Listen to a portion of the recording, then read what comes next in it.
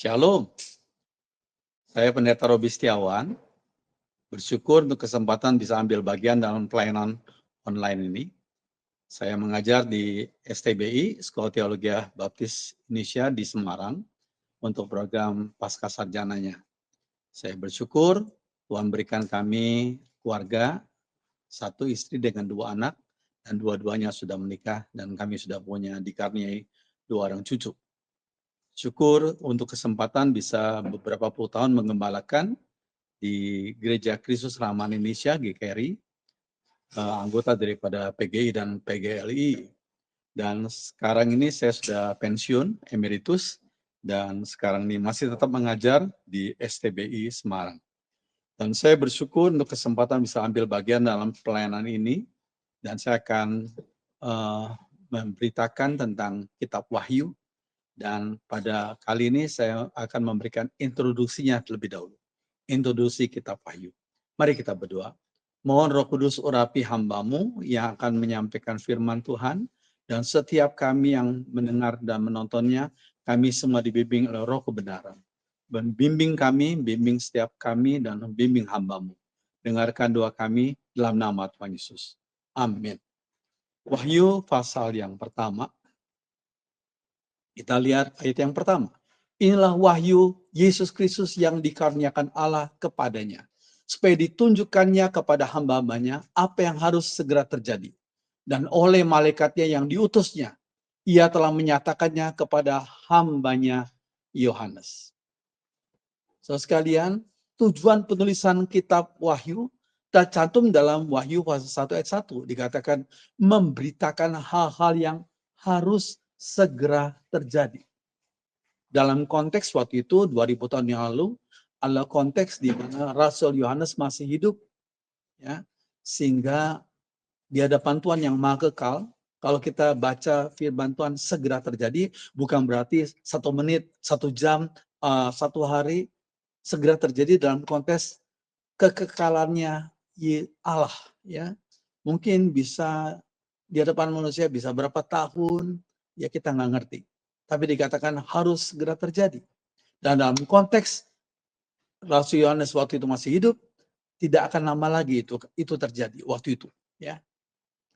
Sekalian selain itu Tuhan ingin memberi penghiburan dan kekuatan bagi umat Tuhan yang akan mengalami aniaya dari orang-orang jahat pada waktu itu.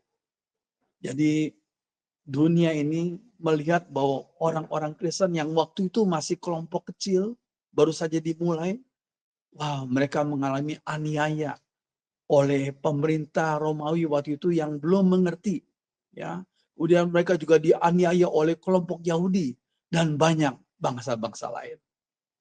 Sehingga Tuhan perlu memberikan penghiburan dan kekuatan bagi umatnya yang sedang mengalami atau akan mengalami aniaya itu.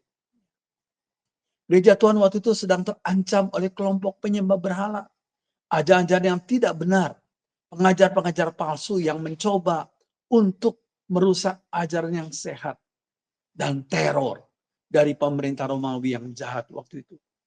Ya, Yesus sekalian, Tuhan izinkan gerejanya 2 abad pertama mengalami tantangan kesulitan yang begitu besar dari pemerintah Romawi, pengajar-pengajar palsu, penyembah berhala yang waktu itu ada. Sekalian, di dalam kitab ini Tuhan ingin mengatakan kuasa Kristus yang kekal melampaui pemerintah dari manusia yang jahat.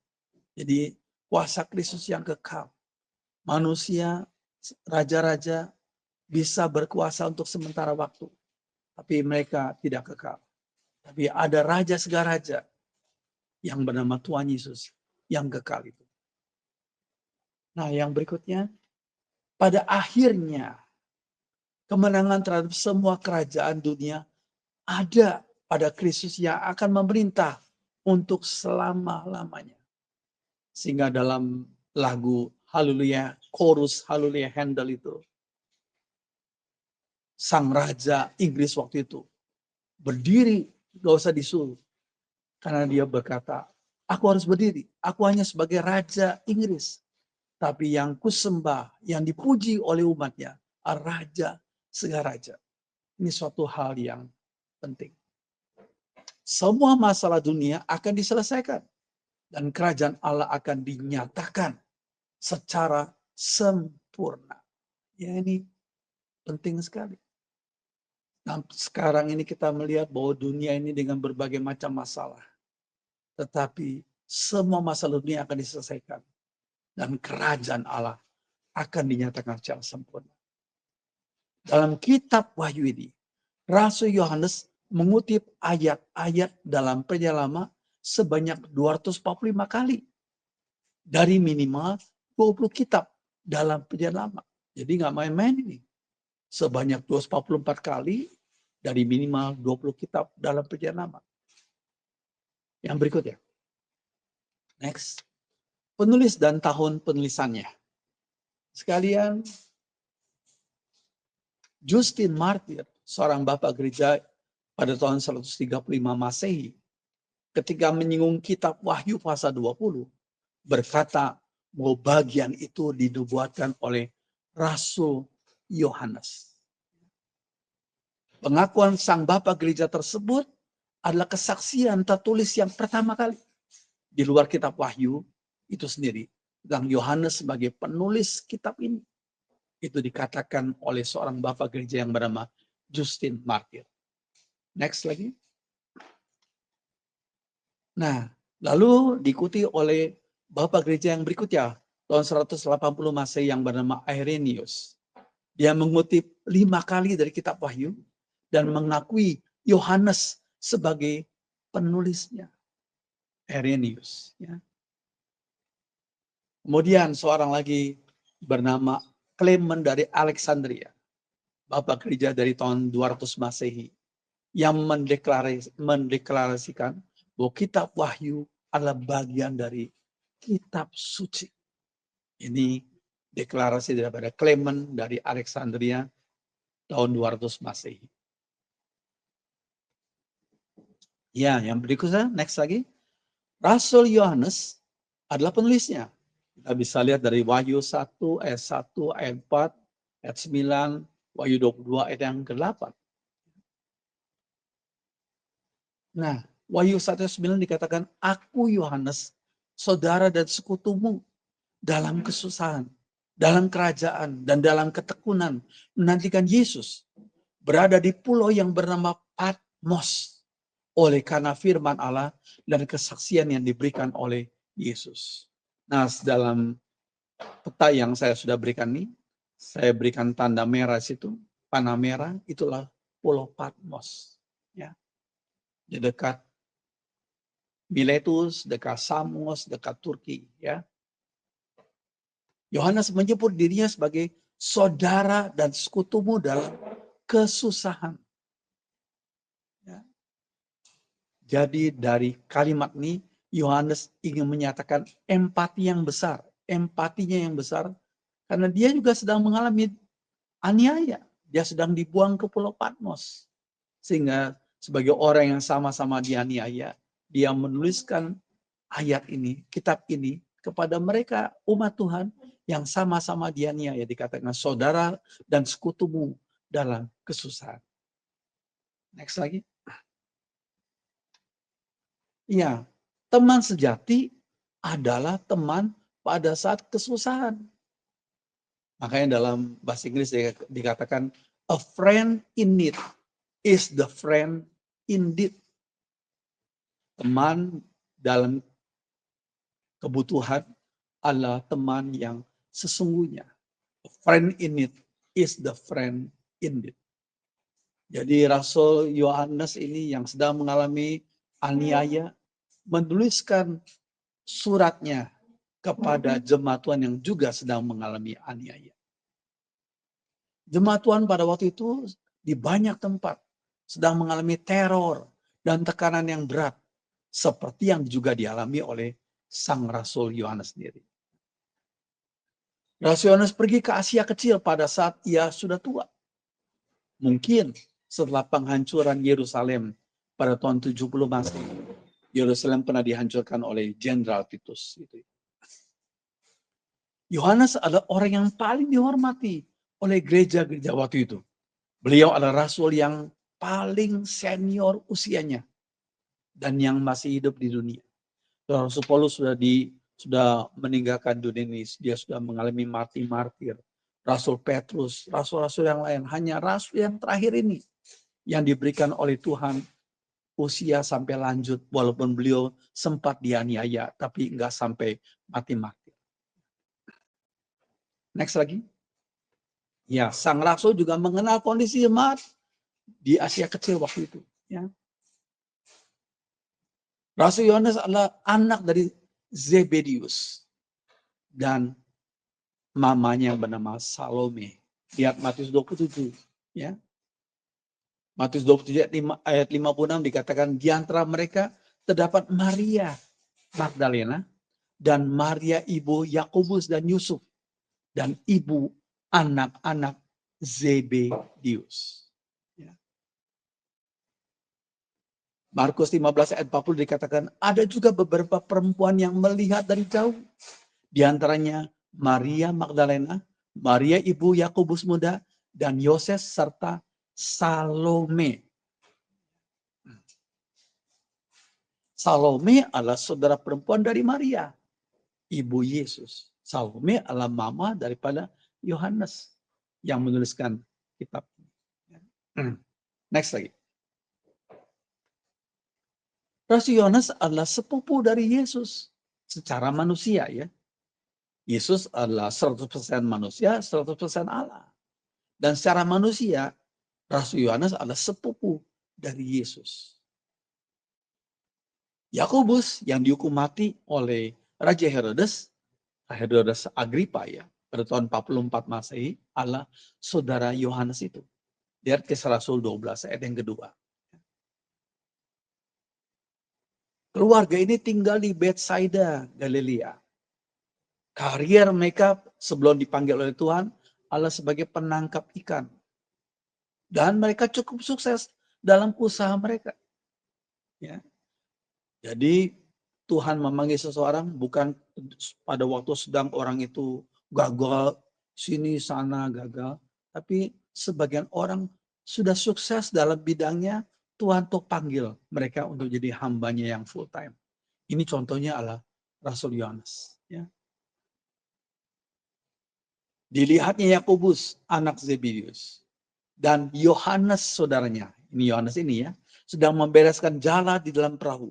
Yesus segera memanggil mereka dan mereka meninggalkan ayahnya Zebedius di dalam perahu bersama orang-orang upahannya lalu mengikut dia. Dan dikatakan di situ Yohanes itu mempunyai atau memiliki orang-orang upahannya. Jadi berarti dia orang yang lumayan ya, sukses dalam karirnya ya. Next lagi. Mereka mempekerjakan pembantu-pembantu juga, orang-orang upahan di situ. Ya. Salome disebut sebagai salah satu supporter untuk pelayanan Yesus. Salome, mama daripada Yohanes itu adalah salah satu supporter. Kita lihat Lukas 8 ayat 3. Yohana istri Kusa, bendahara Herodes, Susana dan banyak perempuan lain. Perempuan-perempuan ini melayani rombongan itu dengan kekayaan mereka. Termasuk adalah Salome itu, mama daripada Yohanes, Rasul Yohanes. Ya. Markus 15 ayat 40 sampai 41, ada juga beberapa perempuan yang melihat dari jauh. Di antaranya Maria Magdalena, Maria ibu Yakobus muda, dan Yoses, serta Salome. Mereka semuanya telah mengikut Yesus dan melayaninya waktu ia di Galilea. Dan ada juga di situ banyak perempuan lain yang telah datang ke Yerusalem bersama-sama dengan Yesus. Di situ ada kata Salome. Next lagi. Ya. Salome dan kawan-kawan juga membawa rempah-rempah untuk meminyaki tubuh Yesus. Lihat Markus 16 ayat 1. Setelah lewat hari Sabat, Maria Magdalena dan Maria ibu Yakobus serta Salome membeli rempah-rempah untuk pergi ke kubur dan meminyaki Yesus. Jadi dari hal ini kita lihat itu kasihnya Salome dan teman-temannya kepada Yesus. dan begitu hormat mereka kepada Yesus. Ya. Next lagi. Awalnya Rasul Yohanes adalah murid dari Yohanes Pembaptis. Ya. Namun setelah bertemu dengan Yesus, dia meninggalkan gurunya yang lama itu dan mengiring Yesus.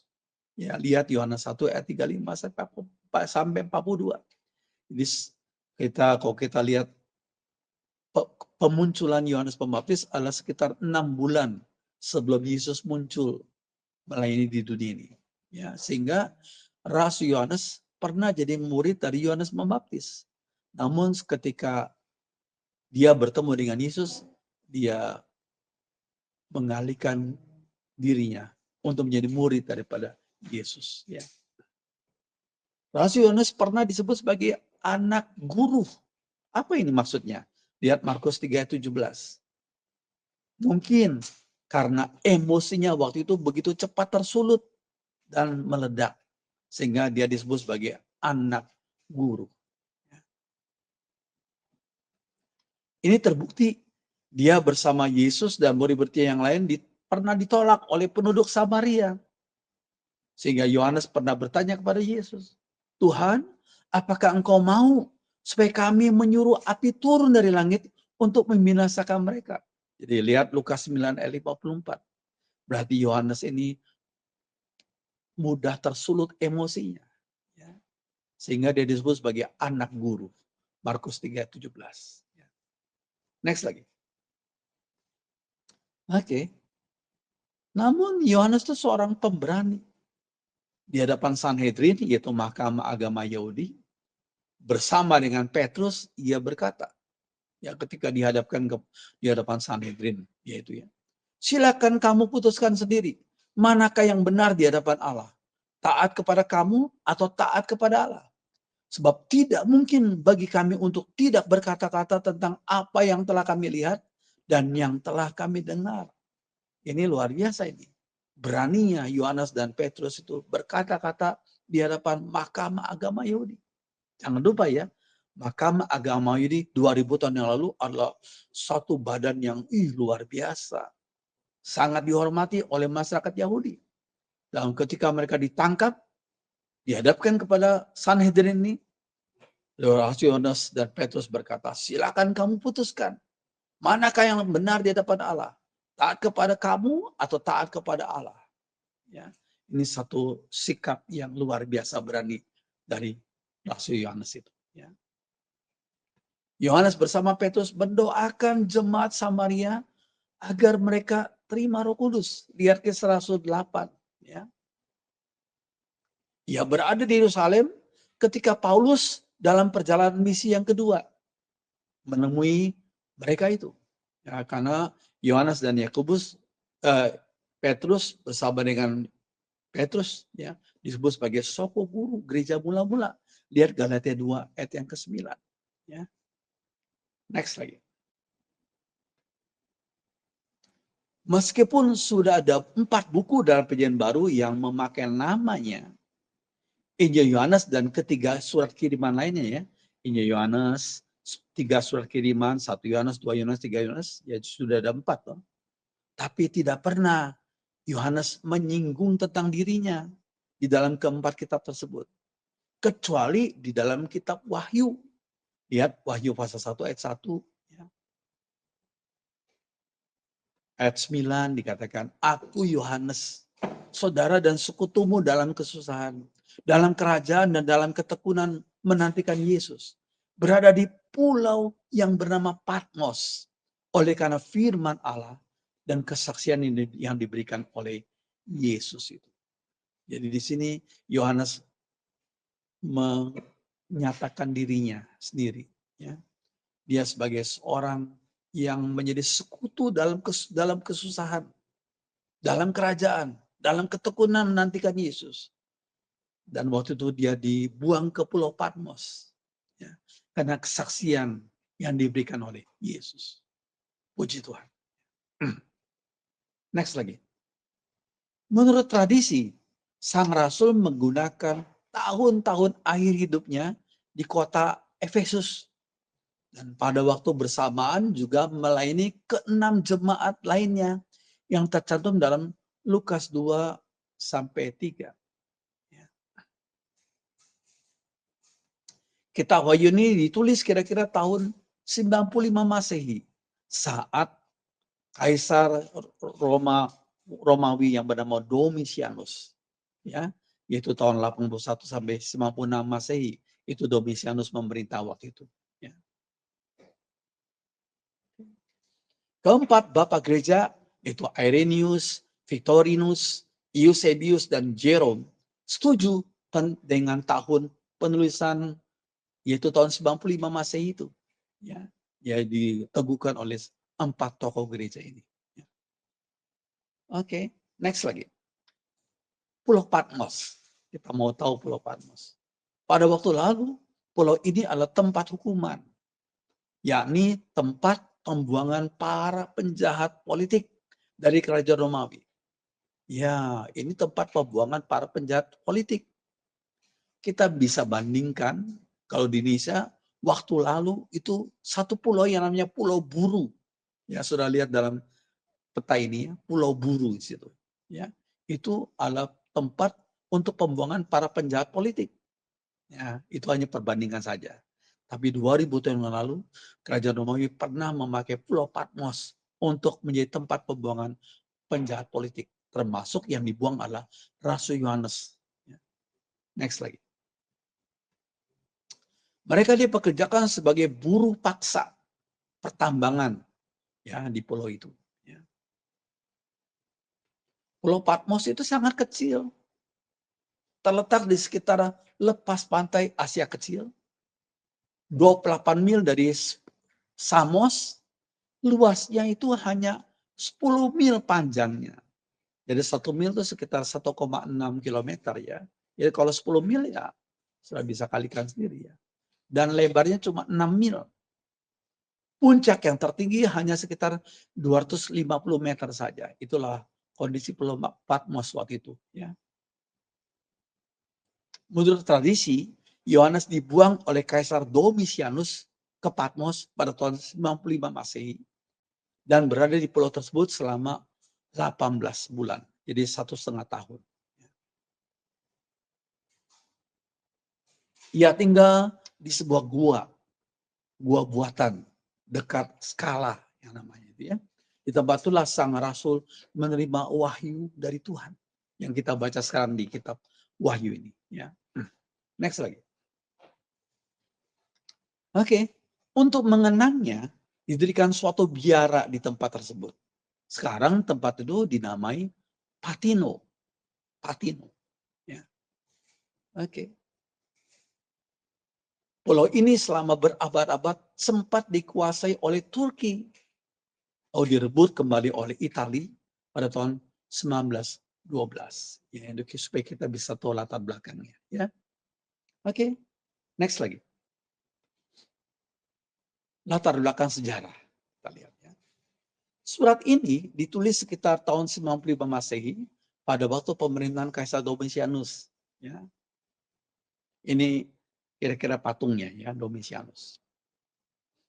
Pada masa itu, gereja-gereja Tuhan sedang mengalami penganiayaan di bawah kekuasaan Romawi.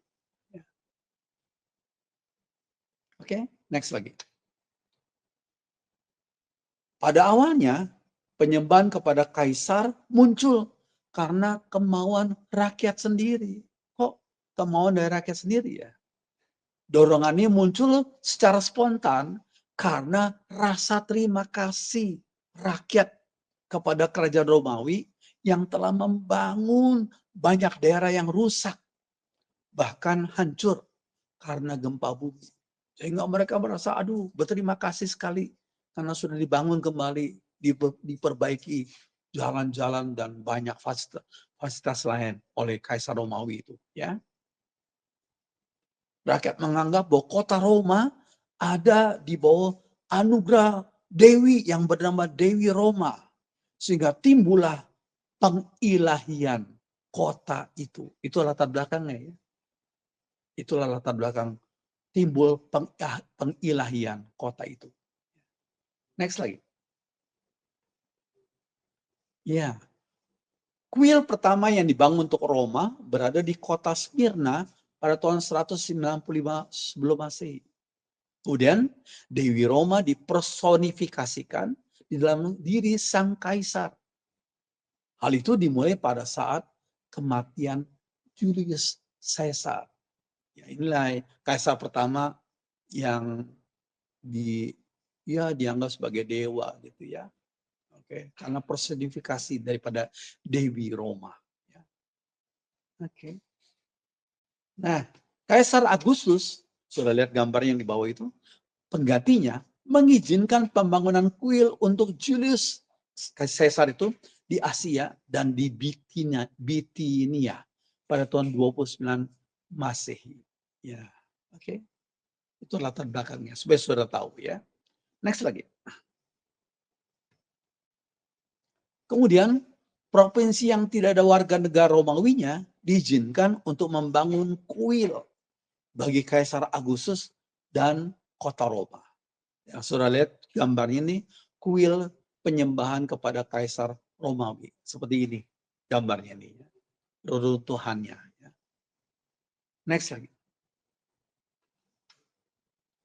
Lama-kelamaan dibentuklah sistem keimaman dan ibadah di dalam kuil itu.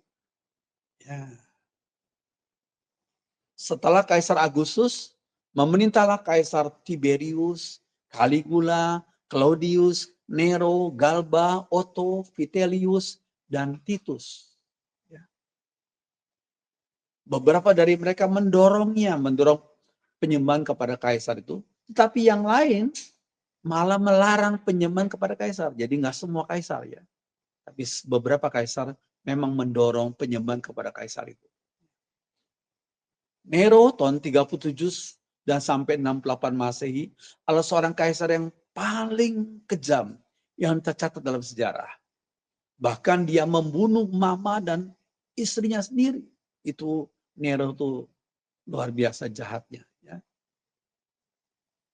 Dia dikenang sebagai orang yang memusuhi kekristenan. Dia yang membakar kota Roma tahun 64 Masehi. Tapi ketika penduduk Roma komplain, berteriak, lari, bertanya kepada Kaisar, rumah kami kebakaran. Lalu kemudian Roma dengan tenangnya berkata, tahu nggak siapa yang membakar rumah kalian? Itu tuh mereka yang menyebut diri Kristen. Mereka akan mempunyai satu kepercayaan bahwa Tuhan mereka akan datang dengan api. Itulah Tuhan mereka lah yang membakar rumah-rumah kalian. Wah, tanpa pikir panjang, penduduk Romawi itu yang rumahnya terbakar tuh menyerbu akan rumah-rumah Kristen, menarik keluar, menganiaya mereka. Itu karena perkataan daripada Kaisar Nero yang jahat itu. Ya, itu merupakan sejarah yang kelam bagi kekristen. Ya, next lagi. Oke. Ketika gambar ini melihatkan tentang Nero yang bermain harpa. Ya, dan dari latar belakangnya itu kota Roma lama yang dibakar.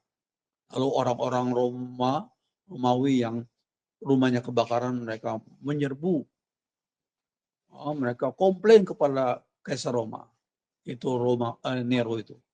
Dan Nero memfitnah orang-orang Kristen. Ya. Ini terjadi dalam sejarah. Ya. Oke. Sebagian penafsir menganggap Rasul Petrus dan Paulus mati martir pada zaman Nero ini. Ya. Ya.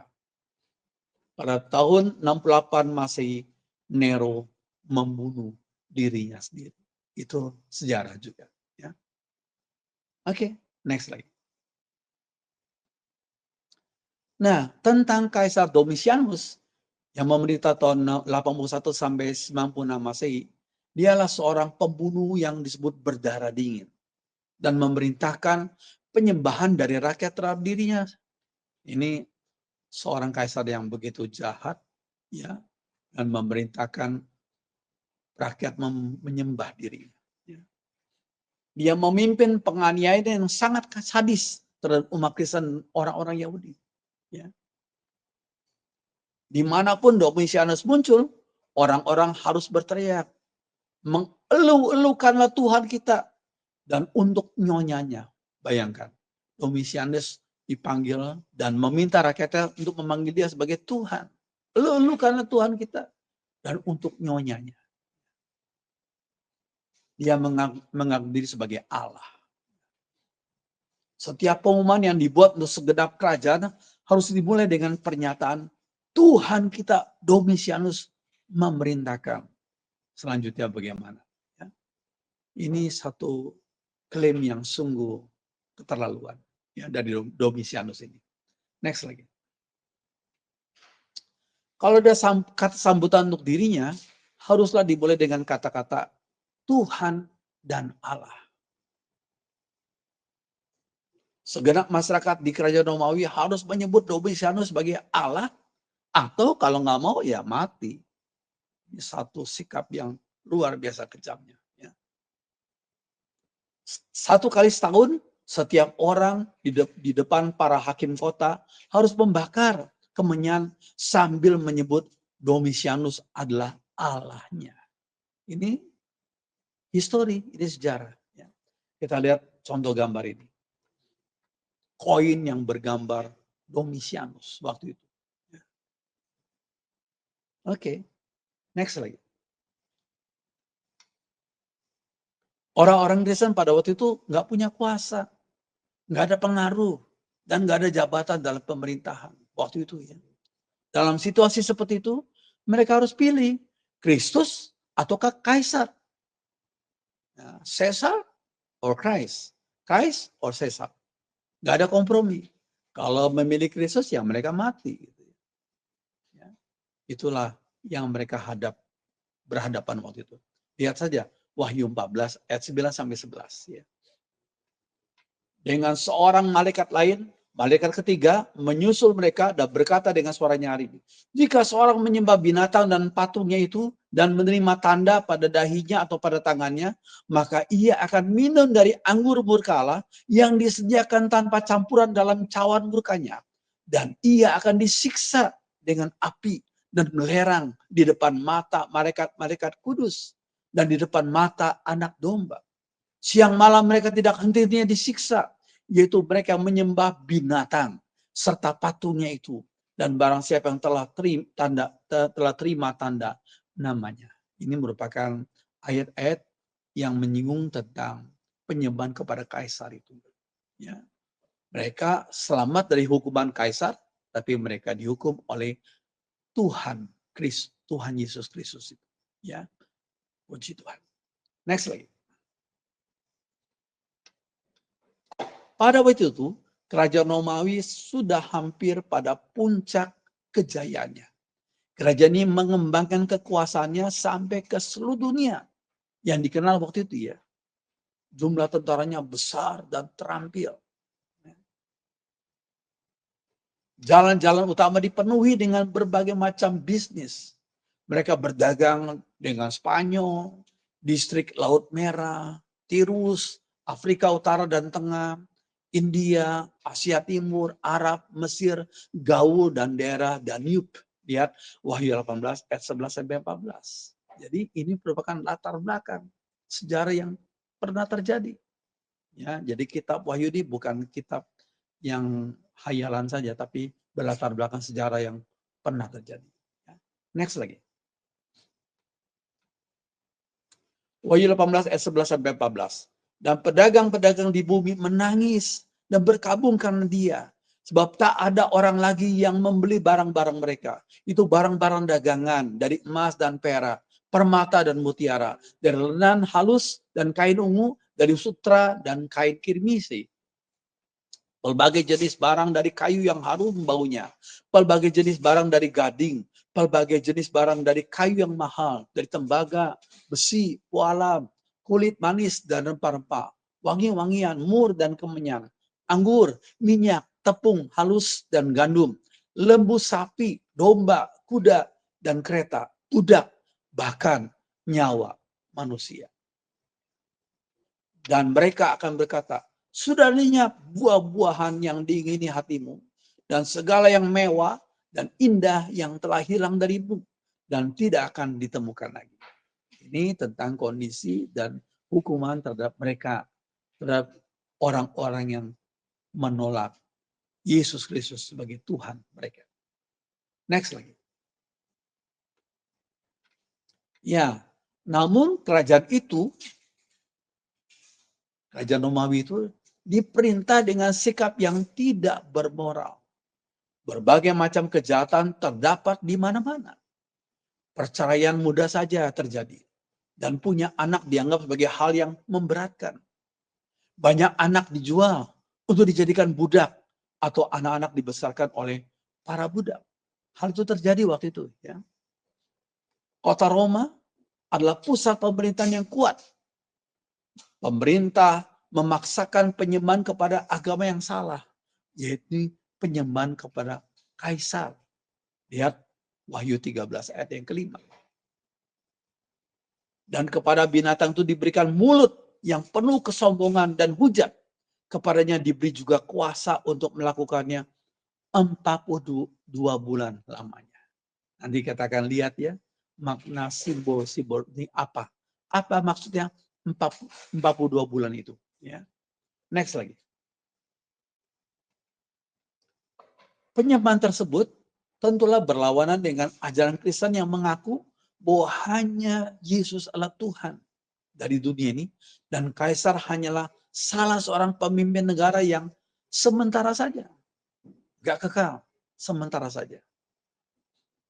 Keyakinan ini membuat banyak orang Kristen dipenggal kepala mereka dan ada yang dibuang ke liang singa, banyak pula yang diasingkan ke tempat-tempat pembuangan dan lain-lain. So sekalian, saya perlu memberikan latar belakang seperti itu supaya saudara ngerti 2000 tahun yang lalu tuh Rasul Yohanes menulis kitab Wahyu ini, apa sih latar belakangnya? Ya, sehingga dengan introduksi sekarang dan satu kali lagi, saudara bisa tahu, oh maksudnya demikian. Sehingga kita tidak salah menafsirkan kitab Wahyu ini. Ya, semoga pendaulan ini jadi berkat bagi saudara. Ya, semoga kita semua dikuatkan. Tuhan kita Yesus adalah Tuhan yang tidak pernah berubah. Dari dulu sekarang sampai selama-lamanya. Ya. Beliau pernah hidup, pernah mati, dan bangkit kemudian tidak mati lagi. Dan sekarang ada di surga. Dia menjadi Tuhan yang akan datang kembali pada hari kiamat. Untuk menjadi hakim bagi seluruh manusia yang pernah hidup di dunia ini. Biar kita dikuatkan oleh firman Tuhan. Diteguhkan oleh firman Tuhan. Dan tetap setia iring Tuhan. Ya, walaupun tantangan menimpa kita. So sekalian, saya ingin mengajak saudara menyanyikan satu lagu yang sudah lama. Mengikut Yesus keputusanku, mengikut Yesus keputusanku, mengikut Yesus keputusanku, ku tak ingkar, ku tak ingkar. Salib di muka, dunia di belakang. Salib di muka, dunia di belakang. Salib di muka, dunia di belakang. Ku tak ingkar, ku tak ingkar. Cari apa di dalam dunia? Cari apa di dalam dunia? Cari dunia tentu binasa. Cari Yesus yang penuh cinta. Mari kita berdoa. Kami bersyukur untuk kesempatan kami boleh mendengarkan firman Tuhan dari kitab Wahyu, introduksi ini. Biarlah kami disiapkan pikiran kami untuk menerima pelajaran yang penting dari kitab Wahyu ini. Tuhan memberkati setiap kami yang mendengar dan menonton acara ini. Semua kami dibimbing oleh Roh Kudus, Roh kebenaran. Dan juga berkati akan semua anak Tuhan yang memberikan waktu mereka, tenaga mereka, materi mereka untuk mendukung siaran ini. Yang disiarkan ke berbagai tempat. Biarlah mereka diberkati oleh Tuhan. Terima kasih Tuhan, terima kasih. Dengarkan doa kami dalam nama Tuhan Yesus. Amin. Shalom.